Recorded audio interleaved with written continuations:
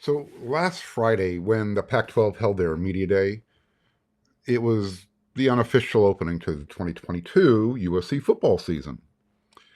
As of today's taping, the Trojans are now just 1 month away, or just 31 days if you prefer, from kicking the Lincoln Riley era off when they host Rice at the Coliseum. Here are two of many things to look for when fall camp opens this Friday. What's going to be the rush end rotation on the defensive side of the ball? And same question applies to the offensive line rotation. Lincoln Riley also brought in a bunch of guys through the transfer portal in order to upgrade the Trojans roster. Most notably at wide receiver. We're going to take a look at that talented group on tonight's show.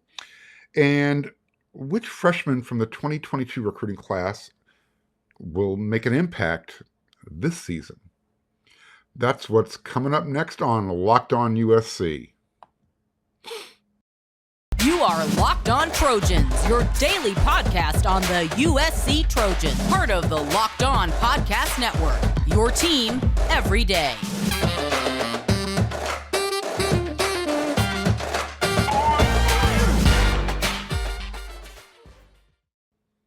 All right.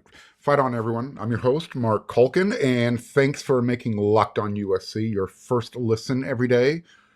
Whether you're watching on YouTube or whether you're downloading your podcast for free, thanks for coming along for the ride. We appreciate you listening. And if you are watching on YouTube, go ahead, hit that subscribe button. Tell me what you like about the show. Tell me what you don't like. We're going to maybe start doing some mailbag stuff. So if you got some questions, start sending them on in. Again, without you, this show doesn't mean a whole lot. So thanks for coming along for the ride. We're growing and you're a part of it. All right. So like I mentioned at the top, we're just 31 days away from the season actually starting. So by the time you're listening to this actually, or watching it, the season will actually be starting in 30 days. This show will be published on YouTube on Thursday morning. So there you go. USC versus Rice. We're 30 days away at the Coliseum. Can you believe it? That's how fast time flies. It wasn't that long ago where Clay Helton was the head coach. And then after Clay Helton was let go, where Dante Williams took over for the remainder of the season, and USC finished 4-8. That's not a reflection on Dante. I'm just kind of painting the big picture in a real simplistic terms and say, and now in November, Lincoln Riley was hired, and there's a brand new roster. They went through spring camp, and here we are. We're ready to open fall camp in a day and a half, 2 days on Friday. It's crazy.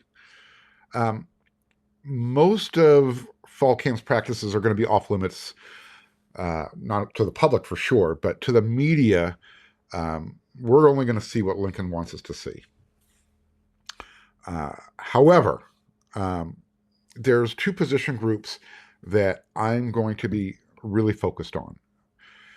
Number one is the offensive line rotation, and the other is going to be the rush end rotation.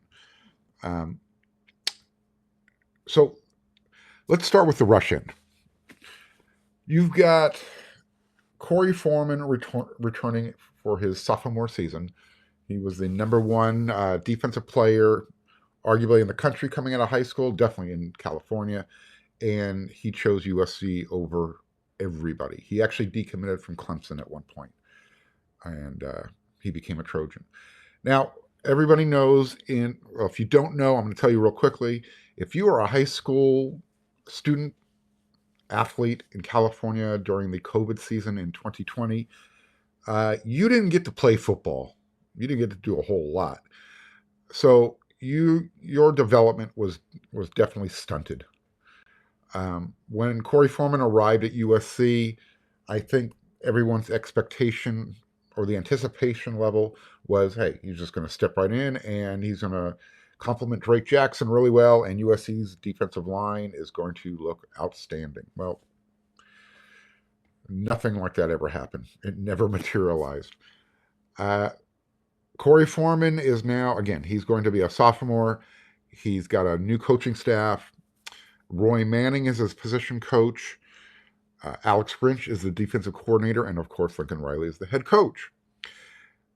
Is he going to be able to prove to everybody why he was considered the number one defensive player in the country coming out of high school, regardless of not playing his senior season or having a very limited? He did play, but it was very limited. It was we want to get. He did play. We'll explain that on another show. Or is he going to be? Is Romello Height, the transfer from Auburn, is he going to come in and wrestle that position away? SEC player. I got a friend who does the Locked On Auburn. He's part of the Locked On Auburn network, Zach, and he tells me all the time, man, he wishes Romello was still back at Auburn. Okay. He might be looking at it through orange and blue War Eagle glasses. I don't know. I didn't really do a deep dive into checking out Romello's highlights. What I did see at spring impressed me. He looks the part. I said on WeAreSC.com's Inside the Trojan Huddle that in this defensive scheme that Alex Grinch is bringing, the rush and defensive end position is the money position. Their goal is to get after the quarterback, create chaos, mayhem. And that's what, Korey Foreman and Romello Height are going to be asked to do. And then, you've got everybody's, I'm not even going to say wild card, but everybody's hoping that they get to see Solomon Tuliaupupu finally get out there and see what he can do. This is where my eye is going to be for as long as I get to watch practice. I want to kind of check out and see, who's running first, who's running second, who's running third. And you can kind of tell that when they're going through their drills, how they line up. That kind of gives you an indication, sort of where they are as far as the depth chart is concerned. Now, on the O-line, there's no question that the interior is going to be Andrew Voorhees at left guard, Brett Nylon at center, Justin Dietich at right guard. I think everyone's assuming going in the starting tackles are going to be Cortland Ford at left tackle, Jonah Monheim at right tackle. Now, with that said, tomorrow on Thursday, I'm recording this Wednesday night, USC's coaching staff and 28 pre-selected players are going to have a meet and greet with the media. And this is going to take place in the afternoon. The players are going to come in groups. Well, the reason why I'm bringing up the O-line is the O-line is coming in together as a group for the meet and greet. Makes sense. But it's not just the five guys that, were starting last year. They're also bringing along Bobby Haskins, the transfer from Virginia. Again, I'm one of those guys who, when I see something that kind of out of the ordinary, my radar goes up. It's like, okay, what's going on here? Let's look behind, let's peel back the layers. What could be going on here? Well, there's been a lot of rumor, a lot of speculation that Bobby Haskins was brought in to be a starting tackle on this roster this year. That means either Cortland Ford or Jonah Monheim are going to drop down to second string if that's the case. A lot of people think it's going to be at the left tackle spot. So, again, I'm going to keep an eye on the offensive line, the rotation, see who's lining up where, who's in front of who. To me, that's one of the interesting things to take to look at. Because as far as, last year, USC's offensive line, as far as I was concerned, was their most productive group. And, the team didn't have a lot to say. There wasn't a lot of productivity from the team as a whole. But when you can pinpoint USC's offensive line and said, hey, they did great. Now you brought in a transfer, I'm not saying he's disrupting anything, but it's creating competition. So let's see who's going to be starting, and we won't know until that first game against Rice. But we're going to see how Lincoln builds his offensive line. And you know what else you can do? You can go to built.com to get their new Built Bar Puffs. If you haven't tried these things yet, you're depriving yourself. There's this new flavor they have. They're called the Indulgent Cookie Dough covered in chocolate. Okay, so let me introduce you to their new favorite, Cookie Dough Chunk Puffs, and have a light and chewy texture. They're with real cookie dough chunks, and of course, they're covered in 100% real chocolate. All the joys of eating cookie dough without the hassle of making it, plus it's healthy for you. Cookie dough chunk puffs are only 160 calories, and they have a whopping 15 grams of protein in them. Whoa. So run to built.com to snag a box for you and the family. It'll be the perfect treat, or you can just, find a really good hiding place, keep them to yourself. You don't need to show them to anybody. What's great about Built is that all of their bars are made with collagen protein, which your body absorbs more efficiently and provides a ton of health benefits. So eat something that tastes good and is good for you. You're going to love the new cookie dough chunk puff, whether you need a snack for your workout, a late night treat, or just need to grab a quick bite. Built is the perfect protein bar, and they taste better than a candy bar. Ditch the calories, fat, and sugar. Grab yourself a Built bar. Go to built.com, use promo code LOCKED15 and get 15% off your order. Use promo LOCKED15. All right. Now, in this segment, which one of the freshmen from the 2022 recruiting class is going to be able to have an impact? Lincoln Riley brought in a grip of players through the transfer portal, but the actual recruiting class itself was relatively small. 1, 2, 3, 4, 5, 6, 7. And if we want to include Atticus Bertram, the punter, there's a total of 8 recruited players that you would call freshmen. Atticus Bertram right now is signed, but he is not on the roster. Again, we'll try and figure out exactly what the snafu is, if and when. But at this point right now, let's talk about the 7 who are at USC. So Damani Jackson, the cornerback from Mater Dei High School. Big, strong, fast.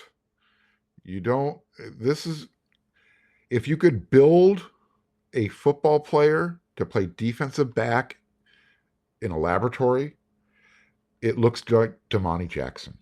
I mean, he was 6'1", 6'2", I'd say around 180, 190, and can move like the wind, incredibly fast, 100 meters, track guy. So can he make an impact? Possibly.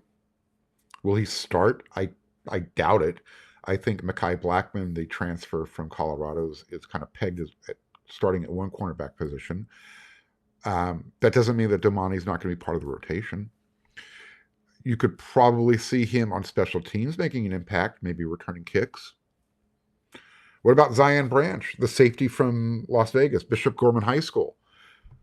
Well, typically I would say yes. He might be one of the first guys you would think of. However, if you weren't aware, he did suffer a knee injury at some point during the summer workouts.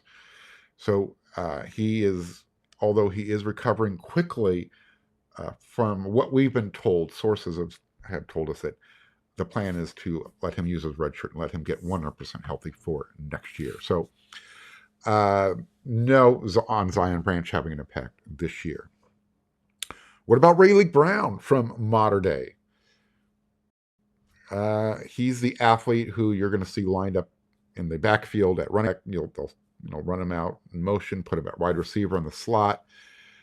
He's probably the guy who is going to have the earliest opportunity to make an impact. That's probably the best way to put it. Only because the running back position, I won't say it's thin.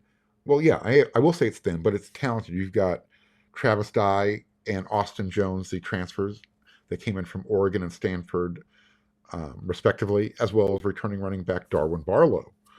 So, three talented guys ahead of him. Nevertheless, you want more than three guys at the running back position, and Rayleigh Brown is different than those other guys. Rayleigh Brown is that shifty, go button on your video game controller that when the ball is in his hands in the open field, you kind of like you hold your breath like anything could possibly happen at this moment.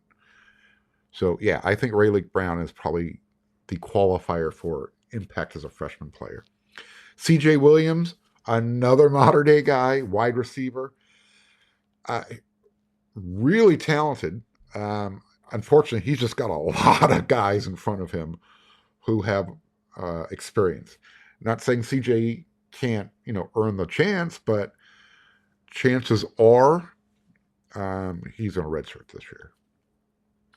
You got Fabian Ross from Bishop Gorman, Las Vegas, another cornerback, defensive back guy. Again, a lot of guys in front of him with experience, maybe a special teams guy. And then the other two guys, they don't get mentioned very often. Devin Tompkins, he's a rush end, and Garrison Madden, linebacker from Georgia. I think both of those guys, if they're going to have any impact, it'll be on special teams this year, but I don't see them cracking the rotation. So it'll be interesting. Again, the freshman class, very small. Again, Damani Jackson, Rayleigh Brown, I think are probably the two guys that have the best opportunity. And then after that, good luck, freshmen. USC brought in a lot of transfers for a reason. And that's what we're going to talk about in this segment, is the transfer impact. Look, we've talked about Caleb Williams, we've talked about Jordan Addison, and we've talked about Shane Lee, and deservedly so. Those guys are etched in stone. They're going to have an impact this year, and for obvious reasons. But, what about these guys? What about Travis Dye and Austin Jones? They're definitely going to have an impact. I mean, they were brought in specifically to be handed off the ball and to catch the ball out of the backfield. USC lost a lot at running back. Keontae Ingram's no longer here. Keenan Christon decided to transfer. You had Darwin Barlow returning. You got a couple of walk-ons. Matt Colombo, talented from St. John Bosco. But you needed to bring in a Travis Dye. You needed to bring in Austin Jones. You're definitely going to say, yeah, they're making an impact because they're going to be on the field. But between those two, it'll be interesting to see which one, I guess, gets more love. Be an interesting group to watch. I mentioned Bobby Haskins earlier with the meet and greet. So, will he unseat Cortland Ford at left tackle? I don't know of anybody who works harder during the offseason than Cortland Ford. Is Jonah Monheim going to be able to hold on that right tackle spot? Bobby Haskins has, I believe, 20 starts under his belt during his time at Virginia, and he's played both positions. He's played in a total of 45 games in his career. So typically, seniors don't transfer to be a backup. So, again, he's coming over. He's competing for one of the starting spots. Which one's it going to be? Because it's not going to be in the interior. Now, the wide receiver room. This is a really deep group.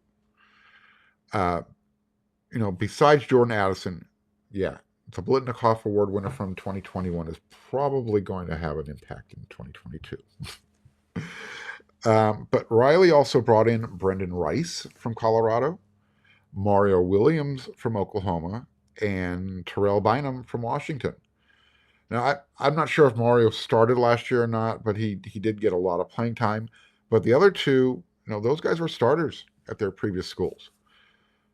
So, including Jordan Addison, that's 4 new guys that were significant contributors, if not starters, at their previous stops. So, which incumbent on USC's roster is going to see their time decreased? Gary Bryant, he's a returner. He's got a bunch of speed. Kyle Ford, man, he's finally healthy. Is he going to get pushed aside for any of these guys? He's got a big body. Last year he started to show his hands again with Kyle Ford. Is if he can stay healthy,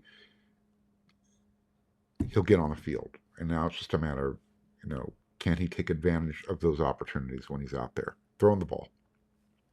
Again, I mentioned Gary Bryant, the junior, super speedy guy, can stretch the field. You would think that he would fit into Lincoln Riley's plans of wanting to stretch the field. What about Michael Jackson, the third from Las Vegas? He'll be wearing Juju Smith-Schuster's old number 9 this year. Caleb Williams won the negotiating rights for number 13. You've got Kyron Ware-Hudson, another wide receiver from Mater Dei. Another big wide receiver, 6'2", 210, 220, big, physical, imposing guy. Here's the guy who I think his time is going to be decreased. And he was a significant contributor last year at the wide receiver position, and that's Taj Washington. Again, you don't bring in 4 guys of that caliber if you're satisfied with your wide receiver room. Obviously, Lincoln Riley took a look at it, and Caleb Williams definitely, after spring, said, go get Jordan Addison. Whatever it takes, we got to go get Jordan Addison. And Jordan Addison's now at USC. So, again, the question was, which wide receiver returning is going to see their playing time decreased from last year? You still got guys like John Jackson who want to get on the field. Again, this is a deep, deep, deep group of talented wide receivers. I guess another position group to watch, and as the season goes on. But we know that Lincoln likes to spread the ball around, and we know that he likes to rotate guys in. So when the opportunity shows up, guys, you're going to have to make the most of it, because eventually Caleb is going to develop chemistry. The quarterback position, whether it's Caleb Williams or Miller Moss, chemistry is going to be developed, and you're going to have to compete and fight for those things, for those reps, for those opportunities. All right, so a couple of things before we get out of here. Real quick note, and I'll try not to peel any onions because I did enough crying yesterday. Thanks, Vin Scully. I'm going to miss you. That's why I'm wearing blue today. You won't see me wearing blue very often. And also, when you're making Locked On USC your first listen every day, make sure to check out the Locked On Network with the Locked On Pac-12, your host, Spencer McLaughlin. He'll give you all your Pac-12 news and notes in 30 minutes or less. And you got Nate Dickinson doing the Locked On Big Ten, doing the same. USC and UCLA will be a part of the Big Ten in 2 years.